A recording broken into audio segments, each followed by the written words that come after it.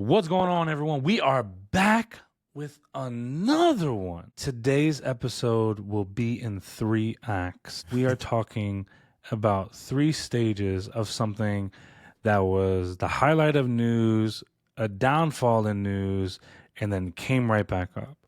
It's going to be a whirlwind of an episode. I got a lot of details here to kind of go over. We're talking about Windsurf. Windsurf, for those that don't know, we're going to be acquired by a company. It fell apart, bunch of drama, a lot of money exchanging hands. We kind of need to talk about it. Before we get into that, I'm one of your co-hosts. My name is Danny Thompson. I'm the Director of Technology at This.Labs and the Community Conference Organizer for the Commit Your Code Conference. Have you gotten your tickets yet? Come on now, y'all. Come on. And I'm Leon Noel, Manager Director of Engineering for a wonderful nonprofit called Resilient Coders and community member at 100 Devs. All right. The drama, the intrigue that is around this Windsurf deal has been flooding our timelines, and I thought it'd be cool to talk about. And I guess we have to kind of go all the way back to the beginning. But before we do that, if you're listening to this, especially if you've listened to a number of our podcasts already, it would mean the world if you took a second and just dropped a like or hit subscribe. I can't tell you how much that means to us, how much energy it gives us to continue to push past. This is our 36th episode, something along those lines. And my promise to you is if you click subscribe or you click like, we will work tirelessly to make these podcasts as best as we possibly can, to put the time, the research, the energy to bring you value each and every episode. So please click subscribe. It would mean the world to myself. I know it means the world to Danny. And let's talk about the sensation that's taken over Twitter right now, the Windsurf deal. For those that aren't familiar, Windsurf is a tool like Cursor or VS Code. It is honestly a fork of VS Code. They started with the base of what VS Code is and built upon that. Now, I'll admit, and I'll say this very openly, I use a lot of AI tooling. Part of it is in relation to my job because we are very deep in AI. And so we have to be very familiar with what's out there, how it operates, what that infrastructure really does to responses, et cetera, et cetera. We need to be very knowledgeable and experts in regarding to the tooling that we use, and at least tools that we would either potentially recommend, or if a client asks us about it, what can we talk about? I like Windsurf. I think Windsurf does a lot of things right. I also think that it is not necessarily the best tool in the market, but it's not the worst. It's definitely like the top echelon of tooling out there. It's definitely a good one. I matter of fact, I have like the $15 a month. I think it's like $15.99 plan with them, among many other tools. Now, that's the one problem I will say with AI. I've got more subscriptions now than I probably have ever had before. So many subscriptions. Windsurf is not a household name like Cursor. Cursor was really like the first to market. It shook things up, really got people thinking about a lot of things. Windsurf is a little different. I think a lot of the things that they do, especially around UI and stuff like that, it's great. I like the way that you can roll back changes. I like a lot of things in Windsurf. I think they do certain things right. With that being said, Windsurf, around June, early July-ish, it was early June to like mid-June, they were in talks with OpenAI. They were in very late stage talks with OpenAI about advanced acquisition, meaning OpenAI said, we really want to buy this thing. We want this, we're going to purchase it, we're going to promote it, all that good stuff. We want it to be ours. And the number that was going around that everyone was talking about was $3 billion. And this came out around the same time that Cursor had their very large, very publicly known fundraising round where they were able to fundraise, I believe it was at a $9 billion valuation. And so this was massive news because they're like, these tools came out of nowhere. They're not really, long-term, long timeline kind of tools, but they're raising these levels of funds. It's mind-blowing. When OpenAI started talking about getting Windsurf, especially on like tech Twitter, Some people were questioning it. Some people were loving the idea. Some people were really against it. They just were like, it's just a VS Code fork. Why would we do that? There's so many better tools out there. And this is coming out like when a lot of developers are starting to use regularly Claude Code. Claude Code, I think they did a phenomenal job at their tooling. And Claude Code specifically gives some really great outputs. And because Claude makes it, the infrastructure around it is really made around what the LLM would theoretically deliver from Claude side, especially in regards to tech and code. OpenAI is not necessarily, at least to me and many others, are not regarded as the best coding LLM out there. It's great for ideation, it's great for text. It's not great at everything, but Claude specifically is a specialist, in my opinion, when it comes to code. When it comes to other things, I may go to ChatGPT or something along those lines, but when it comes to code specifically, Claude is my go-to. And I feel like this acquisition was OpenAI's way of saying, no, no, no, do not disregard us in the world of coding. We need to really fix this. And this was going to be their attempt at doing so. Yeah, I think it's pretty interesting. And so the interesting thing about Windsurf, right, is that I think they said at 100 million ARR already, and that's absurd, especially for the second fiddle in the IDE wars, right? So they're already bringing in massive amounts of money, and you just feel the market squeezing. And so I'm curious the value that these IDs have long term. The developer zeitgeist, and I'm always worried that we're stuck in the Twitter loop of using Claude Code. But I think once you get people on some of these IDEs and you have that $20, $15 a month subscription, it has to be somewhat sticky for a lot of people, right? The Windsurf to have that level of money coming in, there's something there, right? And so OpenAI falling behind definitely in the code gen.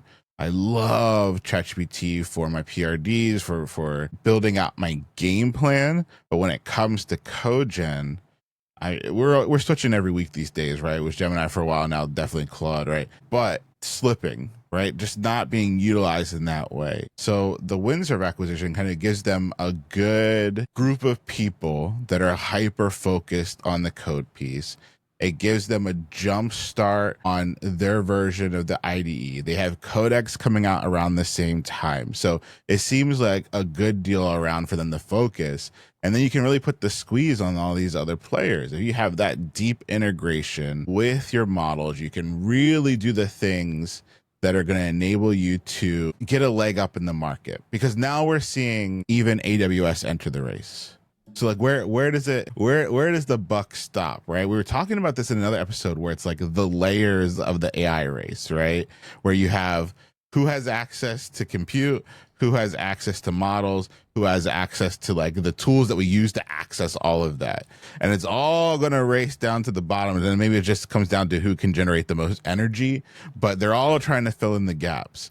And so OpenAI needs to fill that gap, or else they're just not necessarily in the running when it comes time for the models. And so it makes sense to me. Do you have any clue, or have you seen in things that you're looking at, why the deal fell apart? I do. That is an amazing segue, Leon. It was not planned at all. And I would say, y'all, for those that don't know, it's like 8 a.m. his time, 10 a.m. my time. I have not drank any coffee yet. And so we're a little tired, loopy, and having fun right now. But everything was going great. Everybody was having a great time. Everybody was loving it. They were having dinner together. Match made in heaven, early stages, right? Everyone was really happy, including Sam Altman. He was enthusiastic, et cetera, et cetera. And then as things started progressing, one sneaky little thing crept into the deal that was there the whole time, but in the discussions, no one really paid attention to it. And that was Microsoft. Small little mom and pop shop. I don't know if you heard of them or not. They get around every now and again. But in around mid-June is when Windsurf founder Verun Moan and Douglas Chen, they walked in basically on the verge of this massive payday. And their investors and their talking to everybody about new Windsurf at OpenAI, yada, yada, yada. But there was this whole big issue. And that was under OpenAI, they had a partnership with Microsoft, which is now, I believe, if I'm not mistaken, their largest backer. One of the key points of their deal with Microsoft is any new IP that is developed by OpenAI or owned by OpenAI automatically grants Microsoft co-ownership rights over it until AGI is achieved, which I'll be honest, I think they put it in that verbiage because everyone's very doubtful we'll get to that stage. Yeah. But there's nothing as of this very moment that indicates to me that this is something that is achievable.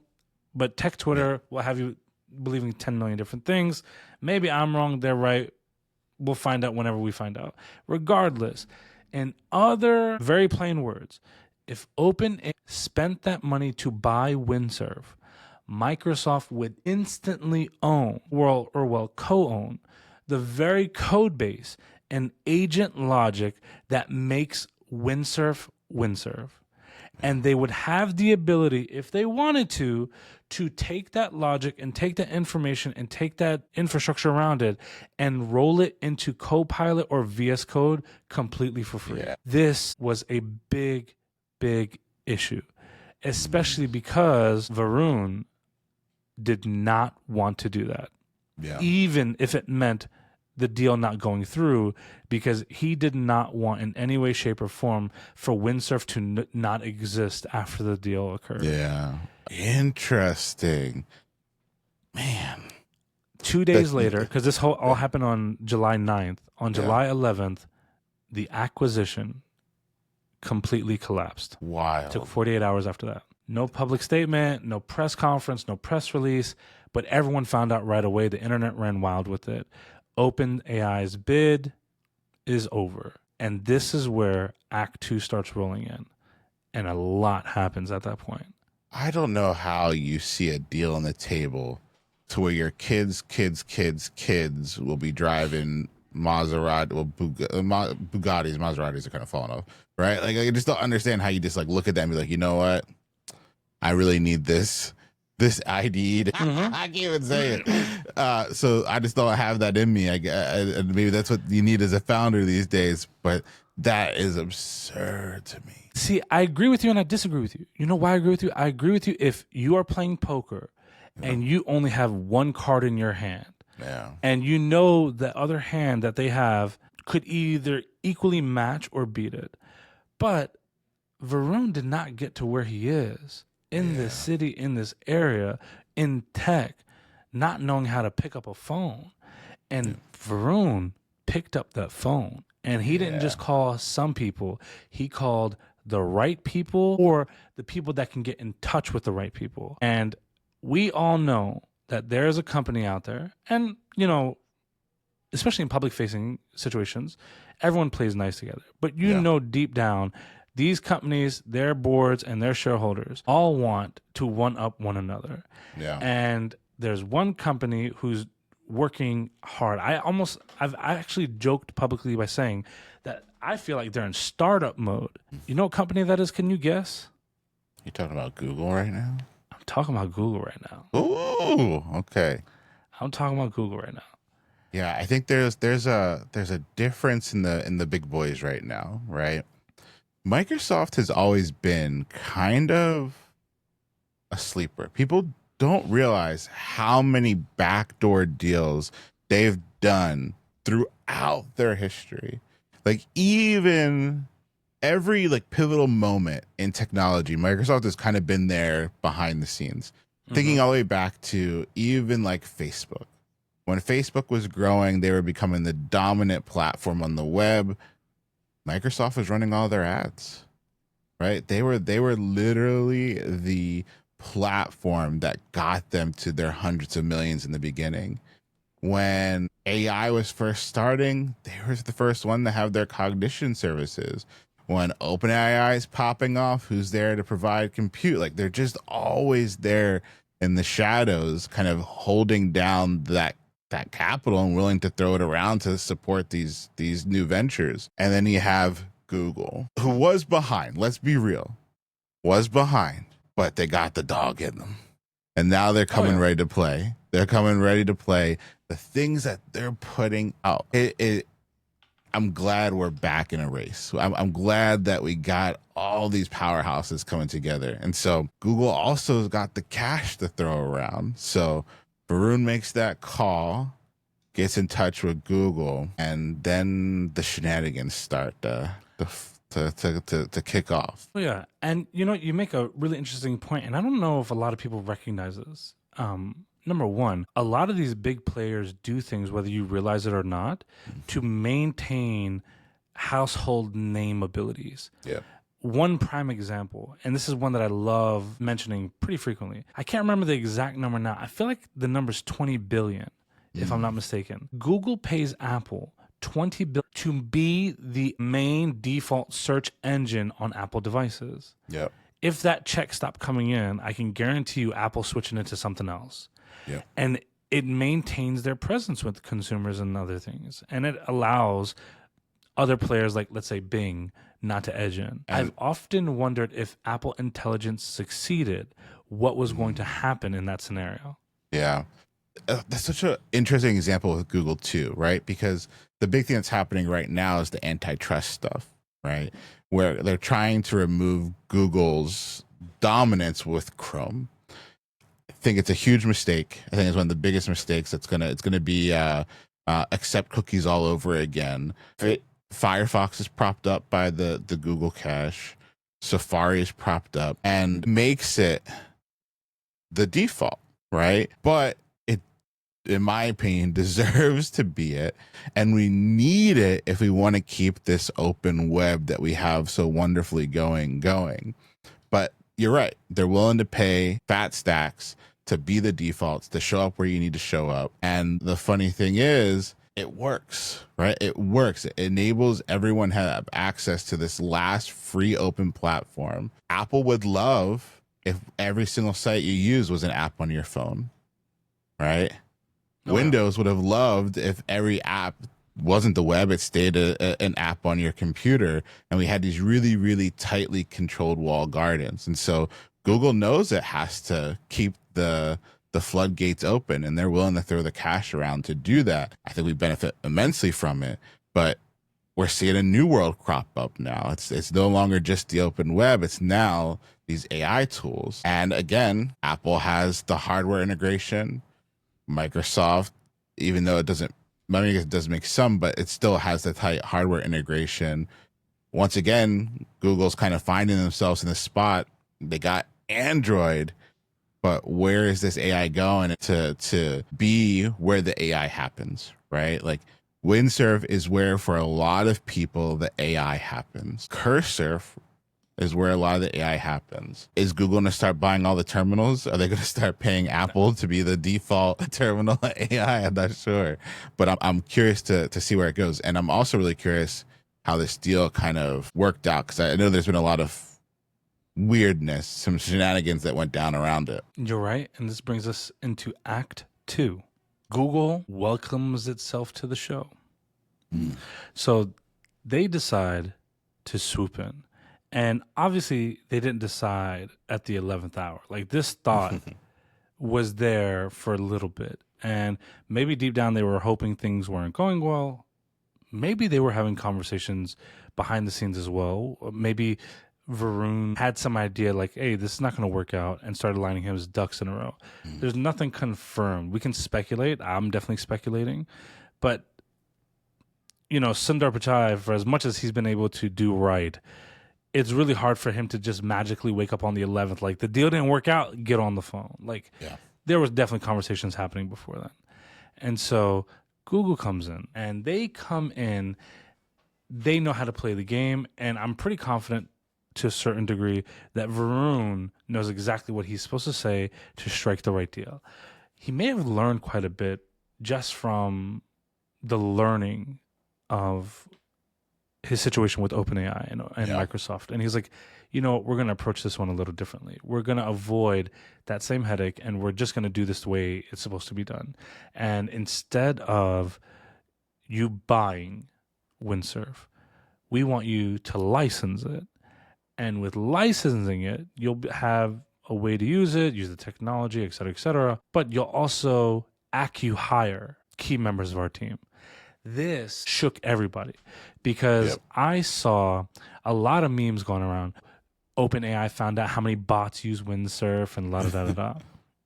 I don't think that there's anything there that showcases that. I do think, to a certain degree, whether it's your favorite tool or not, Google is not going to throw $2.4 billion to license something just for hype namesake. They're going to do something significantly more with that. They could have got it for a cheaper price if that was the case. They could have went to the bargaining table with them like, look, we see how many bots are here, la da da da. We're not playing this game. You're going to give us a cheaper price that saves face. 2.4 is not a cheaper price. Like, it's lower in number, sure, but Google being Google and the ruthless people that they have working at these negotiating tables, they would have easily got a much significantly deeper cut than just $600 million. That's like, to us, that's significant. To them, come on, like this is, we're not even rounding error anymore. Yeah. And there are some moments where being online is a cultural experience, right? We've lost so much of our shared culture identity because we have so many different silos these days. But everyone was talking about this for one brief moment in time. People were calling this the red wedding of tech from the Game of Thrones series, where you are going into work knowing that your company is about to be acquired for $3 billion. Small team. I'm looking at mansions. I'm looking at Lambos. You know your equity is about to be real. And you walk in and find out it's worth zero. Your executive team is going to Google. The key researchers are going to Google. And everyone else is out. Google is acquiring the key players, licensing your tech, and now you got to take that Lambo out of the shopping cart. I cannot imagine what it was like to be in those offices for those 2 or 3 days. I would not have been there. Oh yeah, like, and you know, it reminds me of one big thing, and I think we talked about this when I went to the AI Engineer World's Fair conference. One entire track was dedicated to the subject matter of tiny teams, and especially in the world of AI and leveraging it for productivity and all that good stuff, you're finding smaller teams be able to do some pretty incredible things. But it's also, if I'm being honest, open up this whole door to maybe people that could never open a business before because maybe capital being a reason why they couldn't do it. That barrier has diminished dramatically. Yep. And this is a prime example of this. And so one key thing with Google's deal here in particular is the licensing aspect. They don't own any equity in Windsurf. This is a very big, distinct difference from the OpenAI deal of acquiring the entire company to we're going to license the core technology which is the mind-blowing part to me when I read this the other day. It is not an exclusive licensing agreement. Nope. Meaning it's non-exclusive, meaning Windsurf can continue licensing it to whoever they want after this, and they retained 100% ownership of Windsurf. But Google obviously acquired several key people in this situation, along with the $2.4 billion price tag. Now, there may be some extra millions behind closed doors in that acquiring of those key individuals, but Windsurf as a company is still around, which I think is key. And it gives them, under the license, Windsurf retains ownership of the IP. So Google doesn't gain any equity there, but instead it secures people to embed, and Windsurf's innovation side, to embed it within Gemini and DeepMind. That structure means that Windsurf could continue running as the business that it is, which kind of leads into Act 3. And they have quite a few enterprise level customers, if you would be shocked. Like, quite a few banks are using Windsurf, which I think is incredible. And the cool thing is, Google is going to quietly integrate the licensing tech in there.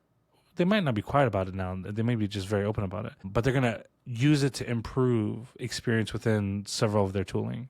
Yeah, you hinted on something that I think it's very weird. It is very new, and it's something that's radically changing acquisitions in general, right? Acquihires have always been a thing where companies not doing so hot, you get all the employees, you get the IP, you get the company in one fell swoop or a fire sale, right? It's been a thing for a very long time.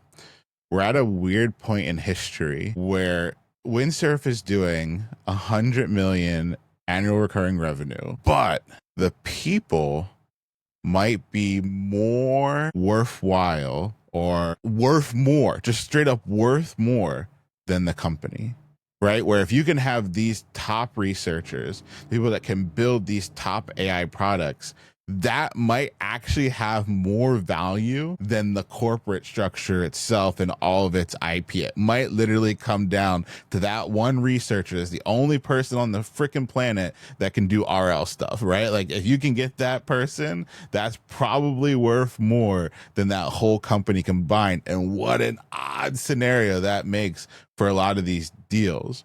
And so they're using a new term that I heard when we were looking at this called Halo, right? So you hire and license out. It's like a new structure for acquiring these AI heavy companies where the talent at the end of the day might be worth more than the entire company. And so Google probably did the biggest Halo at the moment right now to bring these folks in. But like you were saying, the company still exists. They still had what was like $100 million on the books. And so that sets us up, like you said, for part three, where you have this company that has lots of employees that know what they're doing, competent product. It's a market leader in the IDE space for this AI stuff. And there's enough money on the books that the company can pay everything out. They just need a right person at the helm. Agreed. And I think this kind of leads into one extra thing here. And this is where my mind immediately went with all of this when I was reading this and pulling all this research together and like kind of tying it together. I was like, a full-blown Google acquisition would have set off antitrust alarm bells. By licensing, they are boosting and bolstering Gemini's dev tooling without waving merger flags or we're going to combine, a la da da da. And this kind of brings in one extra like nuanced level here. When you're at that size of Google's, you have one new layer of complexity to go through, and that's antitrust. So what is a way that they can get around doing this whole thing where it brings in FEC and all these antitrust rules by straight up acquiring Windsurf? It would be a problem. They've had so many issues with this in the past. Monopoly this, monopoly that. Especially if they were to give that $3 billion price tag that OpenAI was talking about. They would have invited a ton of scrutiny from like regulators. They would have had to go through all this thing. Who knows if they would have had to go to Senate and la da da da da. But by doing this acquihire, it minimized that risk since it neither like it didn't get rid of any competition. Windsurf is still there. It just brought in new talent. And so because of that, and because it's like not bringing in any core assets, Alphabet or Google rather, would be able to kind of navigate those troublesome waters in a way that sets them up to succeed. And I, like many, thought the story was going to kind of stop there. Like Windsurf wins, Google wins, Verun wins for sure.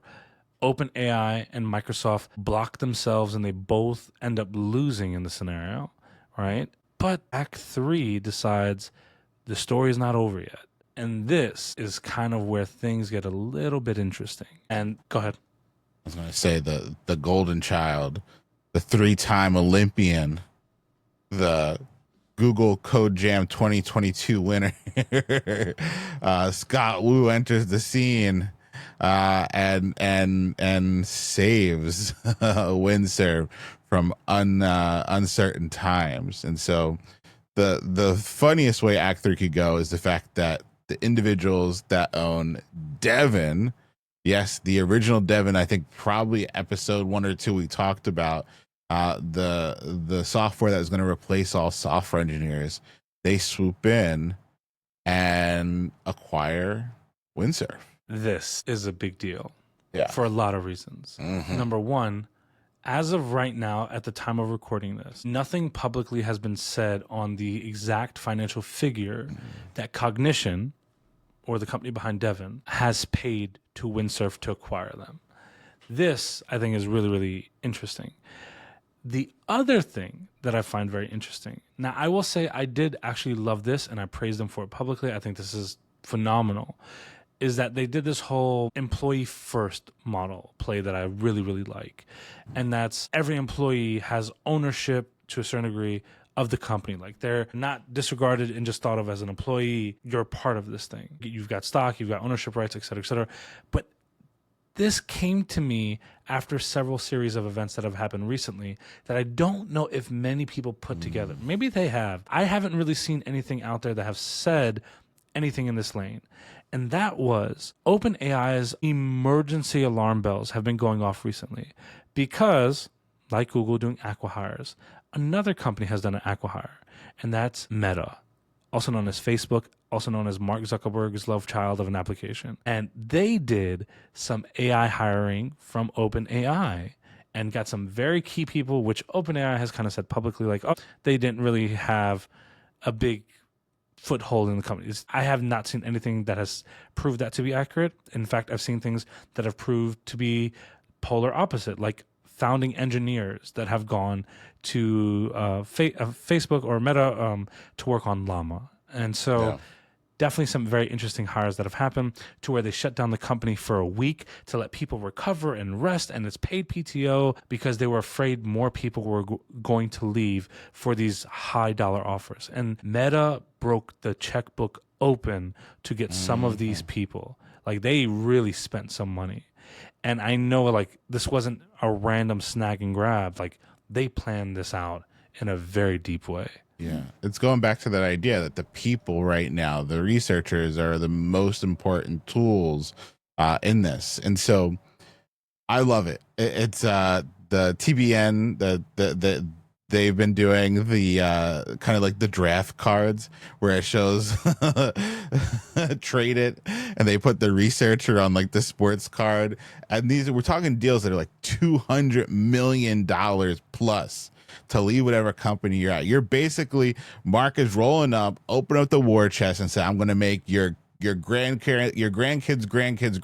rich if you come work for me, and is giving out. And I heard it's like a quarter cash outright. So instantly your whole life changes. Your whole lineage life changes. You just can't say no to some of these offers. It's just, you could believe in your core to the being that the company you're at is the company to be. And then Mark comes along and changes everything. And the other thing too, the other thing about Meta that people forget is that they're doing what all these other AI companies said they were going to do. All their models are open. So if you're a researcher and you want your work to be in the public domain, you want your stuff to be out there, you want your stuff to be open, you want to feel like you're contributing to something, it makes sense to go to Meta. So you don't even have the ideological stance at OpenAI anymore. Like your purpose of being is at Meta, and you're getting 200 million on top. And the other thing people don't realize about Mark too, Mark can immediately take this AI stuff and make billions with it, right? OpenAI has to make a cute chat app, right? Like all these other companies are scrambling to figure out like, what can I sell to consumers? If Mark can make their ad deliverabilities 1% better, that's billions of dollars in his pocket. Like this AI stuff is core to the algorithm, to the newsfeed, to all this stuff, and he can immediately use it. It's one of the most brilliant long-term plays that people I don't think saw coming anywhere. This slow progression of making all their stuff open, having the immediate impact of being able to use it, which generates them even more money, which means that they can do even bigger offers. I think Meta is going to be a problem for anybody that wants to do this stuff long-term. And I will say, as someone that knows a couple people like on the Llama team and things that they're doing, they have some really top quality people, and there could be a variety of reasons why they're not spoken about more. I feel like regardless of the product, just the people behind it, they've got the right ideas. And so I'm very interested to see how this kind of plays out. And so, yeah, like so when the acqui-hires with Google happened, obviously a lot shifted within the Windsurf hierarchy in business. When Cognition made the announcement of the acquiring, and they showed who the CEO of Windsurf was, I didn't even know who this person was. I had to do research. And so Jeff Wang, who's in the public message with Cognition about the acquisition of Windsurf, he was actually their former VP of business. But because people were acquired and people were taken out of the company, he was the one that stepped up as the interim CEO to kind of Windsurf through these new times to figure things out. And his message was pretty simple. He said, we're going to double down on enterprise. That's going to be our focus. Like, we need to, like, we're seeing the highest levels of success with that. And we're seeing that once they try the tool, they buy the tool. So, like, we need to stick with this model kind of going forward, especially for what it is that we're doing, because maybe we're not going to become the name that everybody says or thinks of first. But if you're using it and then you realize, wow, I actually really do like this thing, and now you're seeing an increase in employees that work at a company, then acquiring that tool on their own to use on their own personal projects, it kind of says something about the experience. Because I think there's plenty of personal tools that we use at the enterprise that I would never touch for a single second outside of work. Jira. Anyway, but I will say, but there's plenty of tools like that. And so when you find something that you like, sometimes it takes an experience like introducing you to it to finally realize that. And I think Cognition started recognizing that. And they said, we have Devon. Devon shook up the internet. People are still big fans of it. But there's this whole other sector that we're not even touching, right? Like the casual users or enterprise users that aren't necessarily using Devon or don't have a need for Devon in certain respects, at least the way that it's packaged right now. So how do we capture them and maybe create a pipeline? I don't want to speak on behalf of Scott Wu here, but like my assumption would be create a pipeline to feed them our innovations and strategies going forward. And this could be a great way to do that, because maybe someone's not paying for Devon, but if they're a $15 a month customer on Windsurf, that's a way to market better capabilities, maybe a higher price tag, who knows, or whatever it is they end up deciding to do with that. So Cognition comes in and they play this game. And so this just happened 48 hours ago at the time of recording this. So there's a lot unknown right now. But as of like current events, this is the most current level of information out there. This is as up to date gets, given what we have at this current time. Now, in the world of AI, this changes a lot. But one thing that can't change is everything that has led up to this point. And that will be static information that doesn't really shift. So whatever happens after this, you now have a baseline level of information to start making like really informed decisions based off of what we've been told, but also kind of pulling in all the research that we have. You can kind of start picturing what some of the future plays might look like. Like I can see certain areas of what Google may attempt based off these acqui-hires. I can start seeing strides that they're making, because if you noticed, maybe, I don't know, a year ago, Gemini couldn't even be in the same conversation as these LLM models. I remember being so disappointed with my experience that I actually downgraded. I'm an Android user, and so I downgraded my photo library plan and all this and that to remove anything in relation to AI, because like, this is terrible. Like, there's just zero way that I'd ever pay for this. And I remember they did a deal where it was like, oh, 3 months free or something like that. I was like, couldn't even pay me to use it, man. But now, we did a test not too long ago, and the benchmarks alone for Gemini put it in the top 5 of performances. And a lot of the tests that I'm seeing in the public are showing something very similar, especially in regards to code generation. Yep. It is competing, in my opinion, with Claude in a very large degree, which blows my mind, because such a short period of time for it to climb that far, where you have other companies that are first to market like OpenAI and they're not even climbing up in that regard. It showcases like where they believe the true value is for maybe the models itself, but like where the model's focus is. And so now you bring in this team from Windsurf and like core minds behind the things that they were doing. it's hard not to imagine how this could progress or improve Gemini, DeepMind, and all these other tools that they're going to start showcasing to the public. For sure. Yeah. I mean, Gemini is now my backup, right? Whenever Claude's giving me a problem, it's there. For a while, it was my main model, the Gemini 2.5, and then even Flash was great for a while too. Like it does the code gen stuff very well. And now with all these new people on deck, yeah, sky's the limit. I think also the other really, really funny thing is the reputation of Scott now, right? The death of Silicon Valley originally, right? Like, I'm going to come in, I'm going to replace all the software engineers. Probably one of the most, I don't know, I'm never going to say they were despised or anything like that, but like they did, like you're coming in to lay waste to all the engineers, and now they're the savior of the engineers, right? Like, what a 360 on reputation that I think is a pretty funny story. So, oh yeah, I mean, I'll say, like, I definitely see on the this.lab side, we work with like a lot of enterprise level organizations. Companies are bringing Devon in. Like some banking customers specifically are really trialing it out. And one that I know of has recently brought it on, like maybe in like the last couple weeks has brought it on in like a big way. And so it's interesting to see like where this is going. I think there's like some interesting nuances here.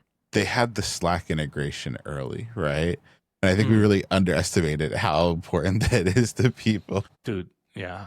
That's a whole nother topic for another day. Mm-hmm. Well, obviously, if you are a longtime listener of the podcast, you can kind of tell this has been a new take on the way that we're doing some of these episodes.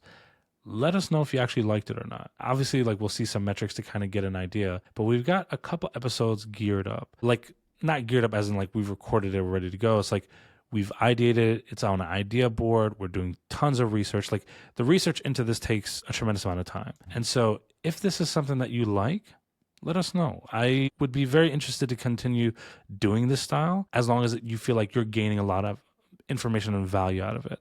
I think it's a fun thing to do. Plus, I'll be honest, I learned a lot by doing it and jumping into some of this and like kind of figuring out. And a lot of this isn't just looking at the research, but it's like reading between the lines to figure out what a motive is for something. And I think we did a decent job of that. Let us know in the comments. Like, we try to see every single comment and we try to like engage with it. On this episode, I'll be honest, I'm watching like a hawk. And so if there's any feedback you've ever wanted to give us, this is the episode to leave it on, to let us know what we should be going forward with. But I'll give a teaser for one of the ones that we're doing a lot of research on right now, but we don't know if we're going to record it. And this is one thing that we've gone back and forth with recently. And so I'm big on transparency, so I'll let y'all know.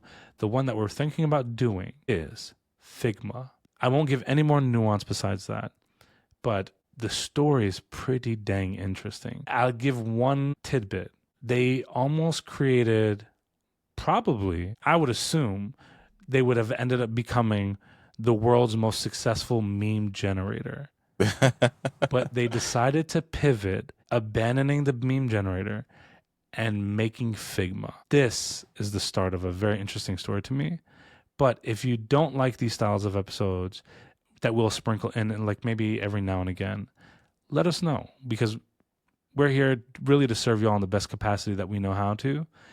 But I think there could be some interesting things here. Just let us know. If you didn't like this, or this episode was like, oh man, this is boring, I'm clicking off, or I don't need all this info, I'll figure it out my own, let us know that too. If you clicked off, you probably aren't even hearing this part. So maybe we'll cut this part and put it in the beginning. I don't know. But I liked it. And so let us know how it goes. And maybe should we do the question of the day on these episodes? Yeah, that's what we do. We're here to provide value. Let's take a look. God dang right. Let's go to everybody's favorite portion of the show, including mine. Ask Danny and Leon a question. Leon, let's bring today's question in. Sure. All right. Question is, I want to increase my chances of getting hired by leaning into AI.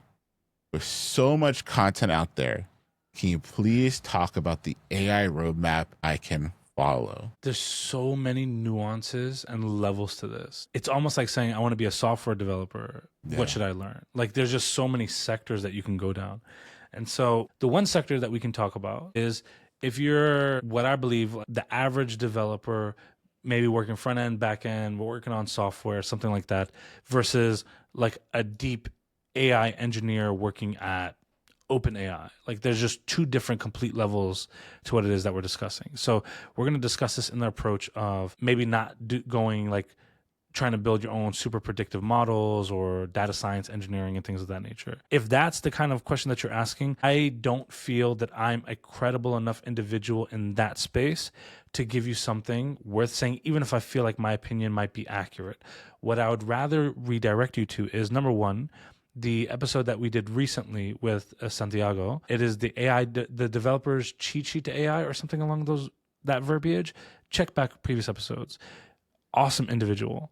His name is SV Pino on Twitter and social media. He even has a machine learning school that he does, which, not promoting it, he doesn't pay me. I was a member of the last cohort because I wanted to expand my learnings in certain areas. The man knows his stuff. And so I feel that he is credible at giving you a recommendation in that area. You won't often see me recommend specific individuals unless I truly believe they have good intentions and they know what they're talking about. I feel like he's one of them. So if you're trying to go that data science engineer, ML engineer, or potentially working at OpenAI one day, he might be someone that you have a conversation with and seeing what that looks like. So with that out of the way, my safety warning and all the good stuff out of the way, if you are trying to become a software developer, or you are a software developer working in enterprise, and your goal is to stay relevant, to kind of leverage some of these tools, et cetera, maybe your org is really talking about AI practices, et cetera. There's multiple areas that you need to kind of understand and go into. Number one is obviously prompting. We say prompting as if like everyone knows how to do this effectively. And my belief is they don't actually. Or I think the average developer is really bad at it. So much so that I have done several lunch and learns for companies where they bring us in to educate. And we'll talk to them like, oh, I use Copilot, or oh, we use Cursor, which is cool, right? I love seeing a company that uses it. And I will start showing them demos of some of the prompts that I would do. And I purposely know that there's a couple prompts that I would do that will evoke a certain reaction. And before I type it in or say it, I will always look at the video of everyone that is watching this. And I will see this exact reaction. For audio listeners, that was me raising my eyebrows as high as humanly possible. And it happens every single time because I think the average person, when it comes to prompting, is like, oh, this thing is messed up, or this thing is not working, or la da da da da. But there's other things that you can be doing. Like one of my favorite things to do is audit my code, or have it basically do an informal or formal code review for me before I submit a PR. That way, maybe there's an edge case that you missed. Maybe you didn't create enough unit tests for XYZ. Maybe there's a vulnerability here that you didn't pay attention to.